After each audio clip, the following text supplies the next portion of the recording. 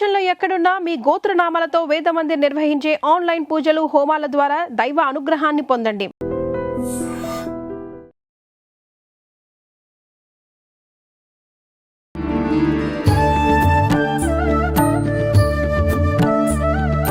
నమస్తే అమ్మా. నమస్తే అమ్మా. ప్రస్తుత రోజుల్లో చూసుకుంటే గనక ప్రతి ఒక్కరూ కూడా కాలంతో పాటు పరుగులెత్తట్లేదు. డబ్బు వెనకాల పరుగులెడుతున్నారు. అసలు నిజంగా ఇదంతా చూస్తుంటే ఒక మనిషిగా డబ్బు లేనిది బ్రతకలేడు, డబ్బు కోసం ఏమైనా చేసేస్తాడు, ఇంక ఇదే జీవితం అన్నట్లుగా కనిపిస్తోంది విధానం అంతా కూడా. నిజంగా అంటే ఆలోచించడం తప్పు కాదు, కానీ ఏం చేసినా మనం ఆ ధనం అనేది ధర్మంగా సంపాదించాలి, సంపాదించిన డబ్బును కూడా ధర్మంగా మనం ఖర్చు పెట్టాలి. ఇవన్నీ ధనం గురించి మాట్లాడుకున్నప్పుడు కూడా చాలా ఆధ్యాత్మికంగా మాట్లాడుకుంటున్నాం. మరి ఈ ధనం సంపాదించాలి అని అంటే మనం హార్డ్ వర్క్ చేస్తే సరిపోతుందా, లేదు అంటే అదృష్టం ఉంటే సరిపోతుందంటారా? ధనం మిదం మూలం జగత్. కలియుగం ధనంతోనే ముడిపడి ఉంటుంది. ధనం ఉన్న వాళ్ళకే విలువ, ధనం ఉన్న వాళ్ళకే గౌరవం. ఎంత ఆధ్యాత్మికంగా ఉన్నా కూడా వెనకాల ధనం ఉందా, ఆవిడ బెంజ్ కార్లు దిగిందా, ఆవిడ లక్షల్లో పట్టు చీరలు కట్టిందా, ఆధ్యాత్మికంగా ఉంటే అవన్నీ ఎవరు ధరించరు. అలా ఏముండదు. సామాన్యుడి మనిషిలాగా నడకతోనైనా వస్తారు. పూర్తి ఆధ్యాత్మికంలో ఉన్న వాళ్ళు. ధనం వెనక మనం పరిగెత్తకూడదు ఎప్పుడూ కూడా. తృప్తికరమైన జీవితం లేకపోవడమే దరిద్రం. ధనం అనేది ఉండాలి ఎంతకి, మనం తినడానికి, పిల్లల ఖర్చులకి, మనకేదైనా అనారోగ్యం వస్తే ఓ సొంతిల్లు, ఇవి ఉండాలి, ఉండకూడదు అనేది కాదు. ఇప్పుడు ఎలా ధనం వెనక పరిగెడుతున్నారు అంటే, నాకు ఒక 100 కోట్లు సంపాదించేయాలి, నేను ఆ లగ్జరీ కార్లలో తిరగాలి, మా పిల్లలు ఇంటర్నేషనల్ స్కూల్స్లో చదవాలి, ఫారిన్కి వెళ్ళి మంచి యూనివర్సిటీల్లో చదవాలి. ఇలా విపరీతమైన కోరికలతో డబ్బు వెనక ఎలా పరిగెడుతున్నారు అంటే, ఈ మధ్య కాలంలో మనం సాఫ్ట్వేర్ ఇంజనీర్లను చూసాం. వాళ్ళకి వర్క్ స్ట్రెస్తో వాళ్ళు వర్క్ చేస్తే, హార్డ్ వర్క్ చేస్తే జాబ్ ఉంటుంది, లేకపోతే తీసేస్తారు. ఈఎంఐలు ఇల్లు కొని ఉంటాం, కార్లు కొని ఉంటాం, ఇవే ఎవరు కట్టాలి. ఆత్మహత్యలు చేసుకునే వాళ్ళు, మెంటల్గా ఇదైపోయిన వాళ్ళు. ఈ మధ్య కాలంలో ఒక అమ్మాయి నగ్నంగా వెళ్ళి నదిలో దూకైన అమ్మాయిని చూస్తాం సాఫ్ట్వేర్. అవునా? అంటే ప్రాణాల మీదకి వచ్చేంతగా సంపాదించాల్సిన అవసరం లేదు. ఇప్పుడు ఓ బంగారం కొని పెట్టుకుందామంటే ఆ బంగారం కోసం చంపేసి వెళ్ళిపోతున్నారు, ఒక బంగారు నగ వేసుకొని బయటకు వెళ్ళడానికి భయపడుతున్నారు. అవునా? ఆస్తులు ఉన్నాయంటే ఎవరు కబ్జా చేస్తాడో తెలియదు, ఎవరు వాటిని వాళ్ళ పేర్లతో, మన ప్రమేయం లేకుండా వాళ్ళ పేరుతో రిజిస్టర్ అయిపోతాయి. ఇది జరుగుతుంది. అది కాకుండా పోనీ ఇండ్లు కొందామా, రెంట్లకు ఇద్దామంటే రెంట్కి వచ్చినోడు ఖాళీ చేయడం, లేకపోతే దాన్ని ధ్వంసం చేసి వెళ్ళిపోతాడు. ఎక్కడ మీకు సుఖం ఉంది దీనిలో? దీనికోసం మనం ప్రాకులాడుతూ ఉన్నాం. సరే, కొంతమంది బాగా సంపాదిస్తుంటారు కష్టపడిన, అంటే వాళ్ళు చేసే రూపాయి పనికి 100 రూపాయలు వాళ్ళకి వస్తుంది. ఇది పూర్వజన్మ పుణ్యం వల్ల వస్తుంది. పూర్వజన్మలో మనం అందుకే దాన ధర్మాలు చేయాలి, ఆకలితో ఉన్న వాడికి అన్నం పెట్టాలి. ఎవరికి ఏ ఇబ్బంది వచ్చినా మన చుట్టుపక్కల ఉన్న వాళ్ళకి కానీ, మన ఇంట్లో పనిచేసే వాళ్ళకి కానీ మనం ఆదుకోవాలి అని చెప్పేది ఎందుకు అంటే, మరుజన్మకి ఇవన్నీ కూడా కారణమవుతాయి. అదే చదువుకున్నాడు, అదే యూనివర్సిటీలో చదువుకున్నాడు, వీడికంటే తెలివి కల్లోడు, వాడికి 50,000 జీతం వస్తుంది, వీడికి 10 లక్షలు వస్తుంది.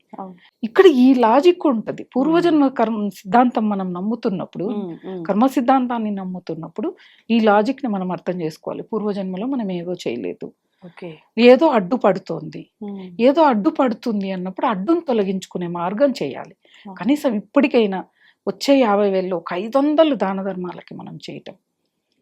మనం మహాభారతంలో మన సంపాదనని 4 భాగాలుగా విభజించి మనము దాన్ని అనుభవిస్తేనే ఆ సంపాదనకు ఒక అర్థము, అదొక ధర్మ మార్గం అని చెప్పింది. ఒక భాగం పాడైపోయిన ఆలయాలను పునరుద్ధరింప చేయటానికి, ఒక భాగం మాత్రం దాన ధర్మాలు చేయటానికి, ఒక భాగం మాత్రం మన సొంత ప్రయోజనాలకి, పిల్లలకి, వాళ్ళకి, ఒక భాగం ఊరిలో వాళ్ళ కోసం ఒక భాగం ఇవ్వాలి. ఈ 4 భాగాలుగా మనం మన సంపాదనని, ఇప్పుడు ఒక 100 రూపాయలు సంపాదిస్తే 25 రూపాయలు 4 భాగాలు చేసి దీన్ని ఈ విధంగా వాడుకోవాలి. మనం వాడుకుంటే ఆ ధనం ఖచ్చితంగా నిలబడుతుంది. అది లక్ష్మి అంటే అది. మనం- ఎంత వచ్చినా సరిపోవట్లేదు. ఇంకా అందులో సరిపోవట్లేదు. 4 భాగాలు చేసి పంచిపెట్టడం ఎక్కడ పెడతారు? వచ్చి ఇంటికి వచ్చిన వాళ్ళకి సమయానికి భోజనం కూడా వండి పెట్టలేని వాళ్ళు చాలా మందిని చూసాం. వాళ్ళకి ఎంత సంపాదన ఉంటే ఏం చేస్తారు అంతే. చెప్పండి. ఒకసారి ఒకరి ఇంట్లో దేనికో పిలిచారు, తాంబూలాలకు దేనికో పిలిస్తే వెళ్ళారు కొంతమంది తెలిసిన వాళ్ళే. వెళితే సరే వాళ్ళ ఇంట్లో ఏదో పూజ అవుతోంది, చేస్తున్నారు, దాదాపు 2 అవుతుంది, కనీసం వచ్చిన వాళ్ళకి మంచినీళ్ళు లేవు, లేకపోతే బీపీ షుగర్లో ఉంటారు, ఇబ్బంది పడతారు. కూల్ డ్రింక్ లాంటిదో జ్యూస్ లాంటిదో ఇవ్వలేదు. ఆ పూజ అది నిర్వహించిన వాళ్ళు 1000 కోట్ల ఆస్తిపరులు. ఏం చేయాలి నీకు 1000 కోట్ల ఆస్తులు? ఇంటికి వచ్చిన వాళ్ళకి మంచినీళ్ళు ఇవ్వలేకపోతేవి అంతే. ఏదన్నా స్నాక్స్ ఏవైనా ప్రొవైడ్ చేయొచ్చు. అవునవును. పోనీ వాళ్ళకి కుదరదంటే ముందే ఒక మనిషిని పురమాయించాలి అలాంటి విషయాలకి. చేయాలి కదా. నీకు 100 కోట్లు ఉన్నప్పుడు నీ దగ్గర కింద మనుషులు కూడా ఉంటారు. ఉంటారు. ఆ ఒక్క రోజుకి దీన్ని వాడుకోవాలి కదా. ఇక్కడ ఏమవుతుందంటే ఇలాంటివి చేసినప్పుడు మన మరో జన్మకి కటిక దరిద్రం అనుభవించాల్సి ఉంటుంది. ఉండి కూడా పెట్టకపోతే పెట్టని స్థితి. మనకి కనకధార స్తోత్రం ఎలా వచ్చింది? ఆవిడ కడుపు పేదది, తినడానికి లేదు, ఎండిపోయిన ఉసిరికాయని భిక్షగా వేసింది. అక్కడ ఆమెకున్న దానగుణము తెలిసి ఆదిశంకరాచార్యులు వారు మహాలక్ష్మిని ప్రార్థించింది. అవునా? ప్రతిదీ ధనంతో ముడిపట్టడం, డబ్బు లేని వాళ్ళని ఆదరించకపోవటం. ఒకసారి ఒక స్నేహితురాలు తెలిసిన వాళ్ళు ఇద్దరు బాధపడ్డారు. బాగా ఉన్న వాళ్ళ ఇంటికి వెళ్తే వాళ్ళు అసలు పలకరించలేదు, రమ్మండమేమో కూర్చోబెట్టి వెళ్ళిపోయారు, మేము గంట సేపు వెయిట్ చేశాము అని. సరే అయితే మీ స్నేహితులు బంధువర్గంలో లేనోళ్ళు ఉన్నారు కదా, వాళ్ళ ఇంటికి వెళ్ళండి అన్న. వాళ్ళ ఇంటికి వెళితే వాళ్ళు బ్రహ్మరథం పట్టారు. వాళ్ళకి రండి కూర్చోండి అని వాళ్ళతో కూర్చొని మాట్లాడి వాళ్ళకి భోజనం పెట్టి నీళ్ళు ఇచ్చి, ఇక్కడ ఎవరికి విలువ ఉంది? ఎవరు మనల్ని మనిషిగా చూస్తున్నారు? డబ్బున్నోళ్ళకి అవసరం ఉండదు, అలా ఆ అవసరం ఉండదు. వాళ్ళ అవసరానికి వాడుకొని వదిలేస్తారు తప్పితే. లేని వాడింటికి, విదురుడి ఇంటికి శ్రీకృష్ణుడు ఎందుకు వెళ్ళాడు? లేవన దుర్యోధనుడి ఇంట్లో రాజసింహాసనాలు ఉన్నాయి, పంచభక్ష పరమాన్నాలు ఉన్నాయి, వజ్ర వైడూర్యాలతో భవనాలు ఉన్నాయి, ఆసనాలు బంగారపు వెండి వాటితో తయారు చేసిన ఆసనాలు అవన్నీ వదిలి ఎందుకు వచ్చాడు? భగవంతుడే మనకు చెప్పాడు కదా. మనకి ఆయన నిరూపించి చూపించాడు. అలా డబ్బులు ఉంటే గౌరవం, హోదా అంటే డబ్బు అక్కడ డబ్బులు ఉన్న వాళ్ళ దగ్గరికి వెళ్తే మన డబ్బులు చూసి హోదా ఇస్తున్నా అంటే వెళ్ళకండి అని చెప్తాను నేను. అంతే. మనకి మనిషిగా విలువ ఇవ్వాలి. మనం కట్టుకున్న వస్త్రానికి, మన నగలకు విలువ ఇస్తున్నారంటే వాళ్ళని అక్కడే ఆపేయండి. తప్పు మంది అవుద్ది, నేనేది తప్పు మంది. కాబట్టి డబ్బు వెనక పరిగెత్తొద్దు, కావాల్సినంత సంపాదించండి. మనం బతికి ఉంటే డబ్బుని ఊపిరి ఉంటే ఉప్పైన అమ్ముకొని బతకొచ్చు అంటది. అంతే. అవునా? నువ్వు పరిగెత్తి నువ్వు 18 గంటలు 20 గంటలు జాబ్ చేసి నిద్ర లేక అనారోగ్యం. ఒక సాఫ్ట్వేర్ ఇంజనీర్ ఒక వీడియో అప్లోడ్ చేసింది యుఎస్ నుంచి. నా ఎంత హార్డ్ వర్క్ ఉంది అంటే అంత హార్డ్ వర్క్, పాపకి బాగాలేదు హాస్పిటల్కి వెళ్ళి వస్తాను అని చెప్పి 3 రోజులు అమ్మాయిని చూసుకోవాలని లీవ్ తీసుకుంటే జాబ్ తీసేశారు అని. ఎందుకు అంత పరిగెత్తు ఉన్నారు? డబ్బు కొంతమందికి ఉంటది బానే, కానీ ఆడవాళ్ళు కూడా జాబ్ చేస్తారు. అది తప్పు. ఇంట్లో ఆర్థికంగా బాగాలేకపోతే మహిళలు వెళ్ళి జాబ్ చేయటం బానే ఉంటది. వీళ్ళు కూడా కష్టపడిపోయి ఇంటికి వచ్చి అసలు ఇంటి పనిని వదిలేసి అక్కడ గొడవలు అవుతున్నాయి భార్యాభర్తలకి. నువ్వు చేయి, నేను జాబ్ చేస్తున్నా, నీ అంతా నేను సంపాదిస్తున్నా అనే గొడవలు తయారవుతున్నాయి. ప్రతి ఏ గొడవ వచ్చినా డబ్బుతోనే వస్తుంది. చూడండి, డబ్బు దగ్గరే వస్తుంది. ఓ బంధం నిలబడాలి అన్నా, బంధం విడిపోవాలన్నా డబ్బే. ఓ బంధుత్వమే కాదు, స్నేహమే కాదు, ఏ బంధమైనా ఇప్పుడు డబ్బుతోనే ముడిపడింది. కాబట్టి ప్రతి ఒక్కళ్ళు కూడా ఉన్న వాళ్ళకే విలువలు కదా అని చెప్పి డబ్బు వెనుక పరిగెడుతూ ఉన్నారు. మరి సరే, భారతదేశం సనాతన సాంప్రదాయం, ఏదో పూజ చేశారో పుణ్యమో. మరి విదేశాల్లో ఉన్న కోటీశ్వర్లు, బిలీనియర్లు, ప్రపంచ కోటీశ్వర్లు ఉన్నారు, వాళ్ళంతా ఏం చేశారు? అది పూర్వజన్మ యొక్క పుణ్యం అంతే. పూర్వజన్మలో ఆయన చేసినవి ఉండొచ్చు. ఇప్పుడు సరే, పూర్వజన్మలో నేను చేసింది ఉంది అని చెప్పి నేనేం పని చేయకుండా కూర్చుంటే నేను కోటీశ్వరాలను అవుతానా అనే వాళ్ళు. అది నీకెలా తెలుస్తుంది? పూర్వజన్మ పుణ్యం ఉందనేది నీకు తెలియదు. పూర్వజన్మ పుణ్యం ఉందంటే నువ్వు పుట్టడమే ఉన్నవాళ్ళ ఇళ్ళలో పుడతావు. నువ్వు బాగా సంపన్న కుటుంబంలోనే పుడతావు కదా ఆ పుణ్యం వల్ల. మళ్ళా ఆ జన్మలో కూడా నువ్వు దాన ధర్మాలు చేస్తూ 10 మందిని ఆదుకుంటూ డబ్బుకి విలువనివ్వాలి కొంతవరకు. మనిషి ముఖ్యం కదా. పక్కన మనిషి ముఖ్యం. ఆ మనిషికి ఎప్పుడైతే విలువ ఇస్తామో డబ్బు మన వెనక పరిగెడుతుంది. దాని వెనక మనం పరిగెత్తకూడదు. అన్నిటికీ విలువలనిస్తే డబ్బు మన వెనకే వస్తుంది. ఓకే. మనం ఏం చేస్తున్నామంటే డబ్బు డబ్బు డబ్బు డబ్బు డబ్బు, నిద్రపోతే డబ్బు, లేస్తే డబ్బు, నడిస్తే డబ్బులు, కూర్చుంటే డబ్బులు, ఓ పూజ చేస్తే డబ్బు, హోమం చేస్తే డబ్బు, విద్య నేర్పిస్తే డబ్బు, ప్రతిదీ డబ్బుతో కూడుకొని ఏ క్షణం మనం చనిపోతామో తెలియదు. జీవితం మొత్తం డబ్బు కోసమే పరిగెత్తాం.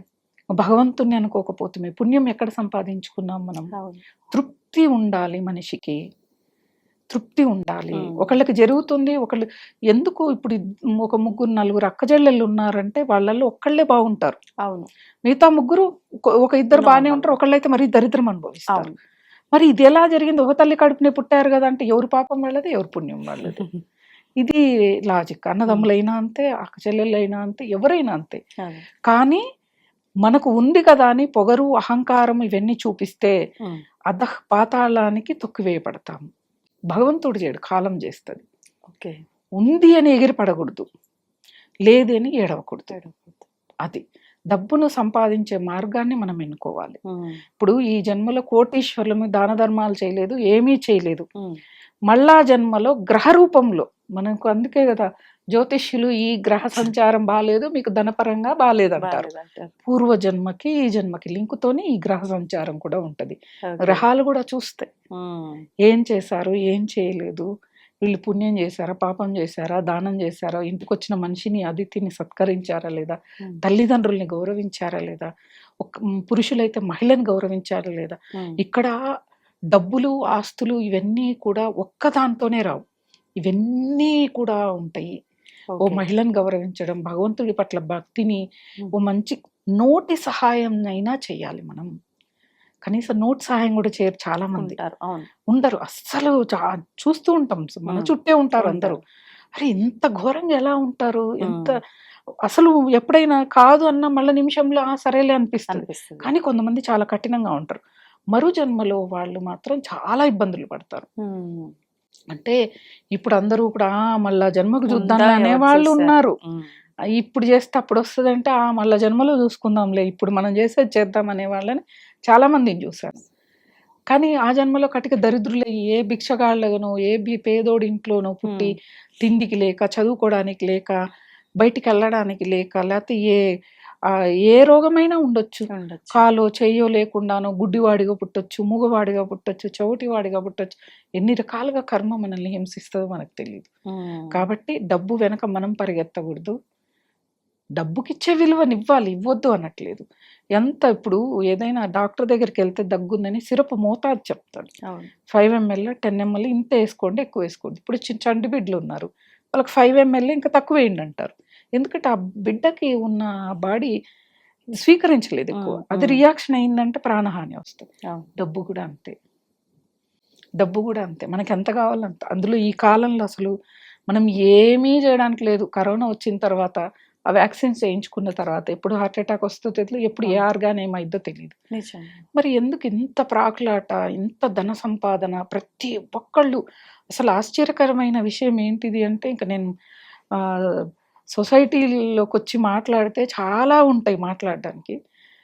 ఇళ్లలో పనిచేస్తారు, నేను వాళ్ళని తక్కువగా చూడను. ఇంట్లో మనుషులు వాళ్ళ పిల్లల్ని గవర్నమెంట్ స్కూల్ కాకుండా 1,50,000 2 లక్షల సంవత్సరానికి ఉండే స్కూళ్ళల్లో వదిలి ఆ డబ్బు కోసము 10 ఇళ్లలో మేము పనిచేస్తాం. సరే చదివిచ్చావు, నీ పిల్లలు ఒక స్థాయికి వెళ్ళారు, నీ ఆరోగ్యం ఏమైంది? నీ పిల్లలు చూసే స్థితిలో లేరు. నీకు వచ్చిన కోడలు చూడదు, నీకు వచ్చిన అల్లుడు చూడదు. నీ శరీరం, నీ ప్రాణశక్తి మొత్తం పోగొట్టుకున్నావు. నేనేది ప్రభుత్వాలు కూడా ఏ పొదుపులు ఇచ్చినా, ఏ సంక్షేమ పథకాలు ఇచ్చినా, ప్రభుత్వ పాఠశాల కళాశాలల్లో చదివిన వాళ్ళకి అని ఇస్తే అప్పుడు బాగుపడుతుంది సమాజం. అంతే, నిజం చెప్తున్నా. ఎందుకంటే మేము బాగా చూస్తున్నాం, 4-5 కోట్లు ఉన్న వాళ్ళకి విద్యానిధి పడుతుంది. వాళ్ళకేం అవసరం? వాళ్ళు 2 లక్షలు పెట్టి స్కూళ్ళల్లో చదివిస్తున్నారు పిల్లలు. వాళ్ళకి అమ్మ ఒడి ఇవన్నీ కూడా అవసరం లేదు. ఎందుకంటే ఇది నా టాపిక్ కాదు, కాకపోతే సమాజాన్ని చూస్తూ కూడా ఊరుకుండలేకపోవటం. వాళ్ళకి కాదు ఇవ్వాల్సింది, గవర్నమెంట్ స్కూళ్ళల్లో చదివే పిల్లలకే ఇవ్వాలి. సంక్షేమం అక్కడ ఉంటుంది, అక్కడి నుంచి మొదలవ్వాలి. అది కానీ అంటే టాపిక్ ఏ దానికి వెళ్తుంది, కాకపోతే డబ్బు వెనక పరిగెత్తొద్దు. ఉన్న దాంట్లో తృప్తిగా జీవించి ఔషధంలాగా ఎంత అవసరమో మనకి డబ్బు అంతే అవసరం అనుకోవాలి. ఎందుకంటే రాబోయే కాలంలో పగలు కూడా చంపేసి తీసుకొని వెళ్ళిపోయే రోజులు, ఇళ్లలోకి వచ్చి చంపేసి దోచుకొని పోయే ఇప్పటికే రోజులు చూసాం చాలా. చూస్తూ ఉన్నాం. కాబట్టి దానికోసం అంత తపత్రయపడి మన ప్రాణాలనే పోగొట్టుకుని, ఇప్పుడు పూరి గుడిసెలోకి వెళ్ళి ఎవడు చంపడు, ఎందుకు వాడి దగ్గర ఏం ఉండదు కాబట్టి. ఉన్నా తెలుసు లేదన్న ఆలోచనలోనే ఉంటారు. పూర్వకాలం అలానే జీవించేవాళ్ళు. అవును. ఉన్నది ఆర్భాటంగా చూపించుకునేవాళ్ళు కాదు, కార్లు కొనేవాళ్ళు కాదు, ఎంత కోటీశ్వర్లైనా బస్సులో ఎక్కి వెళ్ళేవాళ్ళు. వాళ్ళు అప్పుడు సురక్షితంగా ఉండేవాళ్ళు. ఒకటి ఉమ్మడి కుటుంబాలు, ఒకడు వస్తే 10 మంది ఉంటారు, చంపేస్తారు, వాడిని కొట్టి అంతే. బయట పంపేస్తారు. ఇప్పుడు ఇంట్లో ఉండేది 2 ఉంటారు. అది అంటే అన్నీ అలానే ఉంటాయి అన్నమాట. కాబట్టి పూర్వజన్మ కర్మ సిద్ధాంతాన్ని బట్టి మనం ఐశ్వర్యవంతులమా దరిద్రులమా, ప్లస్ ఈ జన్మలో మన ప్రవర్తన, ఇవన్నీ కూడా యాడ్ అవుతాయి. ఓకే, అన్నీ చూసుకోవాలి. అన్ని చూసుకోవాలి. అంతేగాని ఊరికే బాధపడి అస్సలు మనం feel అక్కడే అవ్వదు. ఆగిపోకూడదు. ఆగిపోకూడదు. ధన్యవాదాలమ్మా. And for more videos, Please subscribe to iDream. Please subscribe to iDream. Please subscribe iDream. And please subscribe to iDream. For more videos, subscribe to iDream. please like, share and subscribe to the channel. Congratulations, iDream. subscribe to iDream. Subscribe to iDream. So subscribe to iDream Media.